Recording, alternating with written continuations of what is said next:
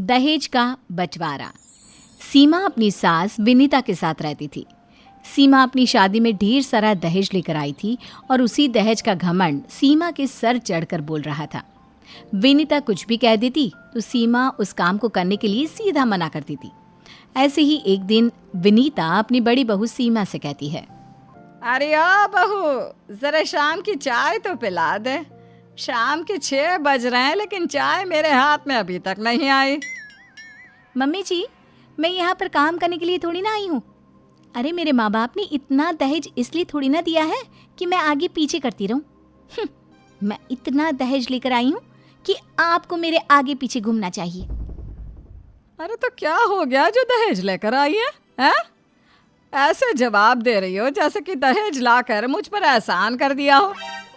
और नहीं तो क्या, एक तरह से देखा जाए तो मैंने आपके ऊपर एहसान ही तो किया है। हाँ, क्या था इस घर में? अरे इस घर में फ्रिज, टीवी और एसी मैं ही तो लेकर आई हूँ। इतना कहकर सीमा अपने कमरे में चली जाती है। उसकी ये अकड़ देखकर विनीता खुद से कहती है, बहू ने तो हद ही पार कर दी। कोई बात नहीं, अब जब मेरी छोटी बहू आएगी तो वही मेरी देखभाल करेगी। एक बार मेरी छोटी बहू को आ जाने दो, फिर इसको तो पूछूंगी भी नहीं। इस तरफ दिन बीतने लगते हैं और देखते ही देखते महीने गुजर जाते हैं। एक दिन सभी खाने के टेबल पर बैठे हुए थे कि तभी विनीता अपने छोटे बेटे विक्रम से कहती है, विक्रम बेटा, मैं सोच रही हूँ कि अब तेरी उम्र हो गई है तो क्यों ना अब तेरे भी हाथ पीले कर दिए जाए। अरे माँ, हाथों को पीला करना है तो कहो, मैं अपने हाथों में रंग लगा लेता हूँ। उसकी इस बात पर सीमा हंसते हुए कहती है, देवर जी, हाथ पीले करने का मतलब ये नहीं कि आप रंग लगा लें। इसका मतलब ये हुआ कि मम्मी जी आपकी शादी की बात कर रही है। सीमा की बात सुनकर विक्रम अब शर्मा जाता है और हंसते हुए कहता है, भाभी, मैं आपको क्या कह सकता हूँ, आप लोगों को जो करना है वो करिए। इस तरह से अब विनीता अपने छोटे बेटे विक्रम के लिए रिश्ता ढूंढना शुरू कर देती है और कुछ ही दिनों में विक्रम के लिए एक बहुत ही बड़े घर से एक लड़की का रिश्ता आता है। लड़की दिखने में सुंदर होने के साथ साथ संस्कारी भी लग रही थी और यही देखकर विनीता उस लड़की के लिए हाँ कर देती है। और ऐसे ही अब कुछ समय बाद उन दोनों की शादी हो जाती है। शादी के बाद नेहा अपने घर की सारी जिम्मेदारियों को बखूबी निभा रही थी कि तभी एक दिन नेहा की जेठानी सोफे पर बैठकर टीवी में ससुराल सिमर का सीरियल देख रही थी और वहीं पर नेहा आ जाती है और अपनी जेठानी से कहती है, जेठानी जी, आप इस तरह से पैर पसार कर सोफे पर बैठकर टीवी देख रही हैं, क्या आपको और कोई काम नहीं है? हे भगवान, अब तुम मुझे मेरा काम बताएगी? अरे मैं अपना सारा काम करके बैठी हुई हूँ। हाँ वो सही है, लेकिन अब 9 बज रहे हैं और टीवी सीरियल में अनुपमा आ रहा है, तो अब मुझे अनुपमा देखना है।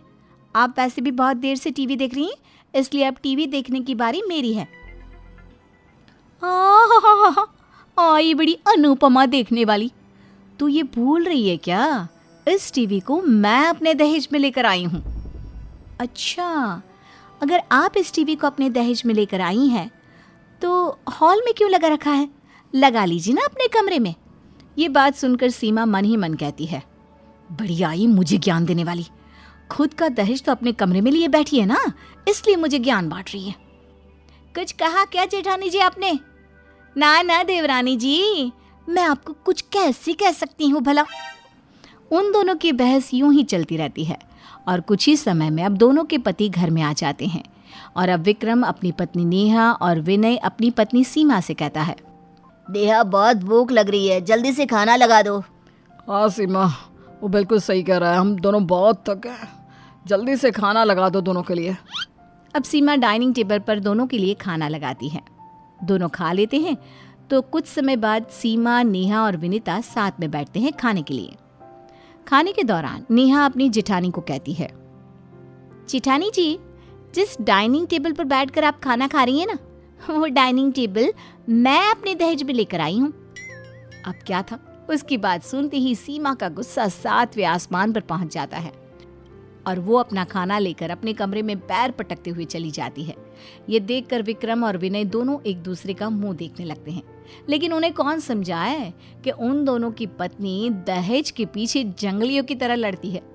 इस तरह विनय और विक्रम दोनों ही अपने अपने कमरे में जाते हैं, जहां सीमा अपने पति विनय से कहती है, देखिए जी, कल से हम उस डाइनिंग टेबल पर खाना नहीं खाएंगे, क्योंकि वो डाइनिंग टेबल मेरे दहेज में नहीं आया और मैं किसी और के दहेज के सामान पर अपना हक नहीं जताना चाहती। एक तरफ तो सीमा ये बात बोल रही थी, वहीं दूसरी तरफ नेहा अपने पति विक्रम से कहती है, देखिए जी, मैं कह दे रही हूँ, अगर आपने टीवी देख लिया ना तो मुझसे बुरा कोई नहीं होगा। अगर आपको टीवी चाहिए तो मैं अपने कमरे में लगाऊंगी, लेकिन आप वो बड़े सी टीवी को बिल्कुल नहीं देखेंगे। अपनी पत्नियों की बात सुनकर दोनों हॉल में जाकर सर पर हाथ रखकर बैठ जाते हैं।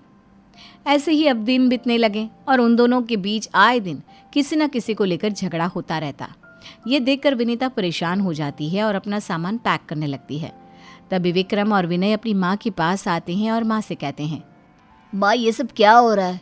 ये दोनों दहेज के सामान के पीछे इस तरह क्यों झगड़ रही हैं? अब क्या बताऊं मेरे बच्चों, मैंने तो इन दोनों की शादी इसलिए करवाई थी ताकि ये दोनों मुझे कुछ सुख दे, लेकिन इन दोनों को तो अपने ही झगड़े से फुर्सत नहीं।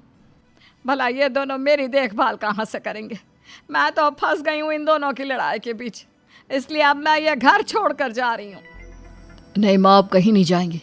ये दोनों दहेज को लेकर लड़ाई कर रही हैं ना, अब देखो मैं इनका झगड़ा कैसे ख़त्म करवाता हूँ।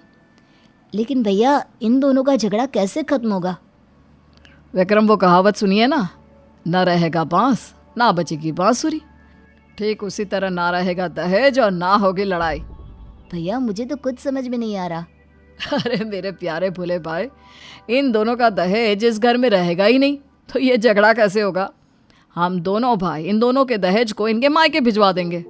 विनय की बात विक्रम समझ जाता है और अगली सुबह विनय और विक्रम दोनों ही अपने ससुराल में आए हुए दहेज के सारे सामान को वापस लौटा देते हैं।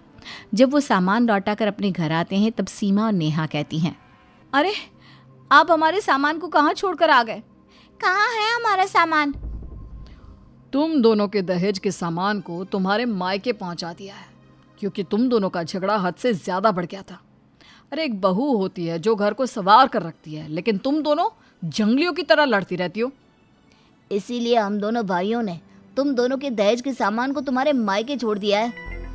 हाँ मेरी प्यारी बहू, मैं तुम दोनों के बीच में इसलिए नहीं बोलती थी क्योंकि तुम दोनों मेरी सुनती ही नहीं थी। अरे कुछ सामान के पीछे तुम अपना रिश्ता खराब क्यों कर रही हो? उन तीनों की बात सुनकर नेहा और सीमा अपनी नजरें झुका लेती हैं और सभी से माफ़ी मांगती है। हमें माफ़ कर दो, हमसे गलती हो गई। हम दोनों ने अपने अपने सामान के पीछे इतने झगड़े किए हैं कि हम ये भूल गए थे कि हमारे घर में हमारे अलावा आप लोग भी हैं। हाँ, आगे से हम दोनों ऐसी गलती नहीं करेंगे, इसलिए हमें माफ़ कर दो और हमारे सामान को वापस ले आओ प्लीज़। उन दोनों को सभी माफ़ तो कर देते हैं, लेकिन नेहा की बात सुनकर विनय कहता है, तुम्हारा दहेज का सामान तो वापस नहीं आएगा, लेकिन हाँ, आज से घर में जो कोई भी सामान आएगा वो हम दोनों भाई ही लेकर आएंगे। विनय की बात से अब सभी राजी हो जाते हैं। अब ऐसे ही दिन गुजरने लगते हैं, लेकिन कहते हैं ना, इंसान अपने रहने सहने का तरीका बदल सकता है, लेकिन अपनी हरकत कभी नहीं सुधार सकता। ठीक उसी तरह नेहा और सीमा थे। धीरे धीरे अब विनय और विक्रम दोनों ही अपनी सैलरी में से अपने घर में सामान लेकर आने लगते हैं और अब नेहा और सीमा की लड़ाई एक बार फिर शुरू हो जाती है। ना, अब मायके के नाम से नहीं, अरे ये तो मेरे पति की कमाई का है। और ये देख, विनीता अपने सर पर हाथ रखे सोफे पर बैठ जाती है।